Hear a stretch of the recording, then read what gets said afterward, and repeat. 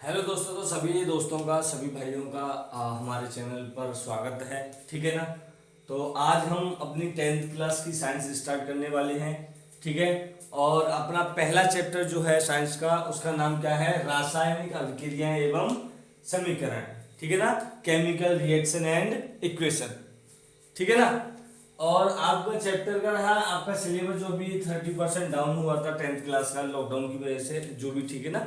तो उसको मैं अभी कल की नेक्स्ट क्लास में मैं सिलेबस को लिखा दूंगा। ठीक है ना। अपनी किताब में से क्या क्या हटा है, क्या क्या ऐड हुआ है, या जो बचा है पढ़ने लायक, उसको लिखा देंगे कल। ठीक है ना। तो हमारा पहला जो चैप्टर है उस चैप्टर का नाम क्या है? रासायनिक अभिक्रिया एवं समीकरण।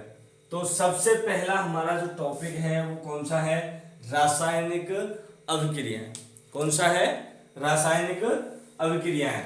तो देखो, रासायनिक अभिक्रिया या इंग्लिश में बोल सकते हैं आप केमिकल रिएक्शन। ठीक है ना। तो देखो ये क्या है कि ये इसकी परिभाषा क्या है कि ऐसी अभिक्रिया, कैसी? ऐसी अभिक्रिया जिसमें दो या दो से अधिक पदार्थ मिलकर, कितने? दो हो या फिर दो से ज्यादा हो, लेकिन कम से कम दो पदार्थ तो होने ही चाहिए। और अभिक्रिया भी तभी होगी, जैसे आपने सुना होगा झगड़ा होता है, तो झगड़ा कभी एक इंसान से होता है क्या? नहीं होता ना। कभी एक इंसान से झगड़ा होता है? नहीं होता। झगड़े के लिए कम से कम दो तो चाहिए। जैसे आप मान लो मेरे में और आप में झगड़ा हो रहा है, ठीक है ना। अगर आप उधर से कुछ नेगेटिव पॉइंट्स मुझे अगर कॉम्प्लीमेंट करोगे तो मैं भी तो आपको करूंगा ना। लड़ाई तो जब भी होगी जब आप मेरे से कुछ बोलोगे, मैं आपसे कुछ बोलूंगा। अगर मैं अकेला हूं तो किससे लड़ूंगा? तो सेम कंडीशन यहाँ पे है कि ऐसी अभिक्रिया जिसमें दो या दो से अधिक पदार्थ मिलकर, ठीक है ना, कितने पदार्थ मिलकर? दो या दो से अधिक, तो दो तो होने ही चाहिए, कम से कम कितने होने चाहिए? दो मिलकर किसी तीसरे नए गुणधर्म वाले पदार्थ का निर्माण करते हैं, रासायनिक अभिक्रियाएं कहलाती हैं। ठीक है ना। समझ में आया कि ऐसी अभिक्रिया जिसमें दो या दो से अधिक पदार्थ मिलकर किसी तीसरे नए गुणधर्म वाले पदार्थ का निर्माण करते हैं। जैसे अभी मैंने बोला वो लड़ाई का एग्जांपल हटाओ साइड में, जैसे दो पदार्थ मिलकर किसी तीसरे पदार्थ का निर्माण करते हैं। जैसे एग्जांपल के तौर पर आप क्या देखो, H2 प्लस O2, ये है अपना हाइड्रोजन। क्या है ये? अपना हाइड्रोजन। और ये है अपना ऑक्सीजन। ठीक है ना। देखो हाइड्रोजन ये एक गैस है, ठीक है ना, और ये भी ऑक्सीजन एक गैस है। दोनों का काम अलग अलग है, दोनों के गुणधर्म अलग अलग है। ठीक है ना। हाइड्रोजन, ऑक्सीजन सांस लेने के काम में आती है, हाइड्रोजन किसी अन्य काम में यूज होती है। और जबकि ये दोनों मिलकर बना क्या रहे हैं? H2O। H2O क्या होता है? पानी। पानी होता है ना। तो परिभाषा क्या कह रही है कि दो या दो से अधिक पदार्थ मिलकर किसी तीसरे नए गुणधर्म वाले पदार्थ का निर्माण। तो इसका जो गुणधर्म आएगा, इसका क्या आएगा? गुणधर्म तो बिल्कुल नया आएगा ना। आएगा कि नहीं आएगा? क्योंकि ये पानी है, ये गैस है, और ये हाइड्रोजन गैस है। ये दोनों एक अलग है, ये दोनों से मिलकर बना है, ये इन दोनों से भी बिल्कुल अलग है। ये पानी है, ये दोनों क्या है? गैस। तो मतलब दो या दो से अधिक पदार्थ मिलकर किसी तीसरे नए गुणधर्म वाले पदार्थ का निर्माण करते हैं। ऐसी अभिक्रिया को क्या कहते हैं? रासायनिक अभिक्रिया। जैसे दूसरा एग्जांपल है अपना मैग्नीशियम। क्या है? Mg, magnesium. ये O2, ये है अपनी गैस। क्या है? अपनी गैस। ठीक है ना। ये गैस है और ये अपना क्या है? सॉलिड। ये क्या है? सॉलिड। सॉलिड मीन्स ठोस। ठीक है ना। क्या है ये? ठोस। और ये क्या है? गैस। और ये दोनों मिलकर क्या बनाते हैं? Magnesium oxide. क्या बनाते हैं? मैग्नीशियम ऑक्साइड में MgO। ये भी कैसा है? सॉलिड, मतलब ठोस। ठीक है ना। ये है अपनी रासायनिक अभिक्रिया। अब इसमें छोटा सा नोट्स है, देखो नोट क्या है अपना, कि रासायनिक अभिक्रिया को भौतिक विधियों से पलट नहीं सकते। ठीक है ना। भौतिक विधियों से कैसे? जैसे आप सपोज करो कि अपना दूध होता है कि नहीं होता दूध अपना। अब आप सपोज करो हम दूध को दही बनाने के लिए क्या यूज करते हैं? जैसे मान के चलो उसमें कुछ खट्टा पदार्थ डालते हैं, जैसे नींबू डाल दो तो फट जाएगा, दही बन जाएगा। ठीक है ना। इसमें छाछ डाल दो, मठा बोलते हैं जिसे, वो डाल लो तो भी वो दही बन जाएगा। या फिर एक दो और आइटम आते हैं अपने, उनको भी डाल दो तो वो दही बन जाता है। कहने का मतलब है जब दूध से दही बन जाता है वो पदार्थ, तो क्या आप दही को किसी भी भौतिक प्रक्रिया से दूध बना सकते हो? क्या बना सकते हो? नहीं बना सकते। वही वाली कंडीशन वो कह रहा है कि रासायनिक अभिक्रिया को भौतिक विधियों से पलट नहीं सकते। मतलब दही को द्वारा से दूध बना सकते हैं? नहीं बना सकते। तो ऐसी कौन कौन सी विधि जिनके द्वारा भौतिक विधि से नहीं बना सकते? देखो, एक तो बाष्पीकरण विधि है, इसके द्वारा नहीं बनेगा कुछ भी, ना ऊर्ध्वपातन है, और ये क्या है? उपकेंद्रीकरण। ठीक है ना? तो ये पहला अपना था, क्या था? रासायनिक अभिक्रिया। ठीक है, अब आगे बढ़ते हैं। आगे वाला टॉपिक क्या है? देखो, तो अब नेक्स्ट क्या है कि रासायनिक अभिक्रिया के उदाहरण। मतलब रासायनिक अभिक्रिया कहाँ कहाँ पर हम पहचान सकते हैं कि यहाँ पर रासायनिक अभिक्रिया हो पा रही है। तो देखो, यहाँ पर पहला पॉइंट है अपना भोजन का पकना। कौन सा है? भोजन का पकना। अब आप लोगों ने ये चीज, आपकी घरेलू चीज है, आपने देखा होगा कि भोजन का पकना, जैसे अपन आटा है, आटे में पानी मिलाते हैं, उसको गूंथते हैं, तो दो चीज हो गई, एक तो आटा हो गया और एक पानी हो गया या जल।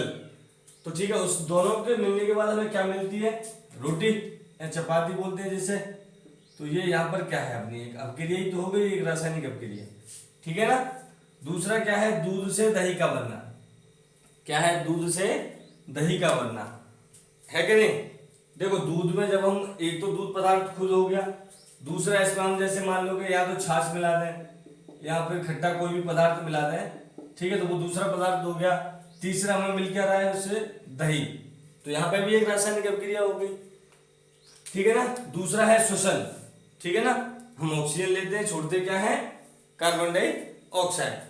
ठीक है, और तीसरा है अपना मैग्नीशियम की रिबन। मतलब मैग्नीशियम से बनी किसी वस्तु को जब हम वायु में जलाते हैं, तो एक तो मैग्नीशियम की वस्तु हो गई, जैसे मान के चलो वही हमने जो एग्जांपल इसमें लिया था Mg, कोई मैग्नीशियम की रिबन है या वस्तु बोल लो जैसे। ठीक है ना? इसकी अवस्था कैसी होती है? ठोस। प्लस अब जलाने से किसकी उपस्थिति में? वायु की में। तो वायु क्या है? ऑक्सीजन। इसको मिलाने से हमें क्या मिलता है? Magnesium oxide, MgO। ठीक है ना? एक ये उदाहरण अपना हो गया। तो ये थे अपने रासायनिक अभिक्रिया के उदाहरण। ठीक है ना? अब इसके बाद में अपना नेक्स्ट पॉइंट आता है। वो नेक्स्ट पॉइंट क्या है कि रासायनिक अभिक्रिया के दौरान होने वाले परिवर्तन। नेक्स्ट पॉइंट क्या आता है? पहला पॉइंट क्या था अपना? रासायनिक अभिक्रिया, टॉपिक पहला। उसी टॉपिक के अंदर, रासायनिक अभिक्रिया के अंदर, उसका पहला पॉइंट आता है रासायनिक अभिक्रिया के उदाहरण। ठीक है ना? सेकंड पॉइंट क्या आता है अपना कि रासायनिक अभिक्रिया के दौरान होने वाले परिवर्तन। क्या है? होने वाले परिवर्तन। तो देखो, इसका पहला पॉइंट क्या है कि अवस्था में परिवर्तन। परिवर्तन किसको कहते हैं? बदलने को, है ना? ऐसे कहते हैं ना भाई, तू बदल गया, तो वो एक तरीके से हिंदी में बदल गया, इंग्लिश में चेंज, है ना? और शुद्ध हिंदी में देखा जाए तो क्या होगा? परिवर्तन। परिवर्तन मीन्स बदलना। तो अवस्था का बदलना। जैसे मान लो पानी है, ठीक है ना? पानी के साथ में आपने कोई अब अभिक्रिया कराई, उसको फ्रिज में रखा, तो पानी मतलब H2O प्लस क्या होगा? नाइट्रोजन गैस ही तो होती है शायद मेरे ख्याल से फ्रिज में। मान लो वो मिलेगी तो हमें क्या मिलती है? बर्फ। क्या मिलती है? बर्फ। तो अवस्था में परिवर्तन हो गया। मान लो H2O, ये क्या था? H2O मतलब पानी था, ये क्या थी? गैस। जबकि हमें मिला क्या है? सॉलिड। बर्फ कैसी होती है? सॉलिड। यहाँ ये तो एक तरीके से मान लो दोनों कैसे हैं? तरल पदार्थ हैं, या फिर एक तरीके से बोलेंगे लिक्विड पदार्थ हैं, है कि नहीं? तो ये दोनों तरल थे, लेकिन हमें बर्फ कैसी मिली? ठोस। तो अवस्था परिवर्तन हो गया कि नहीं हो गया? दूसरा है रंग में परिवर्तन। क्या है? रंग में परिवर्तन। आपने देखा होगा कि पानी का रंग थोड़ा सा, है ना, कैसा होता है? बेरंग होता है, उसको भी रंग ही नहीं मिलता उस टाइम पे। लेकिन जैसे ही वो बर्फ बन जाता है तो आपको पता होगा कि बर्फ का कहीं हद तक रंग कैसा हो जाता है? सफेद सा हो जाता है। हो जाता है कि नहीं? तो एक दूसरा कौन सा है अपना? रंग में परिवर्तन। ठीक है ना? तीसरा है ताप में परिवर्तन। क्या है? ताप में परिवर्तन। चलो इसको भी हम इस बर्फ वाले फॉर्मूले से, अपने उदाहरण से समझते हैं। कैसे? सपोज करो कि पानी है अपना, ठीक है ना? क्या है? पानी। पानी का टेम्परेचर चलो 10 डिग्री सेल्सियस मान लेते हैं। कितना मान लेते हैं? 10 डिग्री सेल्सियस। अब आप सपोज करो, अगर हम इसको क्या बनाएंगे? बर्फ। क्या बनाएंगे? बर्फ। और बर्फ के लिए आपको पता है कि हमें ये कम से कम ज्यादा नहीं तो -10 डिग्री सपोज कर लो, -10 डिग्री सेल्सियस तक तो उसका टेम्परेचर हमें लो करना पड़ेगा, जब जाके किसमें परिवर्तित होगी, बर्फ में जाके, मतलब पानी किसमें बदलेगा, बर्फ में। कहते हैं ना कि कहते हैं कि जैसे जम्मू कश्मीर साइड में जैसे कि बोलते हैं भाई आज तो टेम्परेचर वहां का -इतने डिग्री था तो वहां पे बर्फबारी हो रही है, तो वो किसकी वजह से होती है, टेम्परेचर के बदलाव की वजह से, तो ताप में परिवर्तन। ठीक है ना। लास्ट पॉइंट क्या है अपना, गैस का उत्सर्जन। उत्सर्जन का मतलब होता है निकलना। ठीक है ना। उत्सर्जन का मतलब क्या होता है, बाहर निकलना या निकलना। ठीक है ना। तो गैस का उत्सर्जन, अभी यहां पर जैसे सपोज करो अभी हमने मैग्नीशियम रिबन को जलाएंगे, ठीक है ना, तो इसमें से सपोज, अब आपने देखा होगा ये भी चीज आपने कई बार अपने घरों में देखी होगी, जैसे अब किसी टाइम पर अगर हम जैसे अपनी साइकिल वगैरह का टायर होता है, ठीक है ना, उसको जलाएं, ठीक है ना, जलाते हैं ना, तो उसमें से एक अजीब सी स्मेल की गैस निकलती है, जिसको हम सूंघते हैं, ऐसे क्या बोलते हैं यार, कोई हम ऑटोमेटिक पहचान लेते हैं, नहीं पहचान लेते कि हमारे घर में कोई प्लास्टिक या फिर चमड़े की कोई चीज ऐसी रबड़ टाइप की चीज कोई जल रही है, तो स्मेल से तो पता लगाते हैं, तो वहां पे होती है गैसों का उत्सर्जन। ठीक है ना। ये थे अपने रासायनिक अभिक्रिया के 2-3 पॉइंट। अभी यहां से आगे का नेक्स्ट टॉपिक जो आएगा वो भी डिस्कस करेंगे। ठीक है ना। तो पहले इसको साफ कर लेते हैं।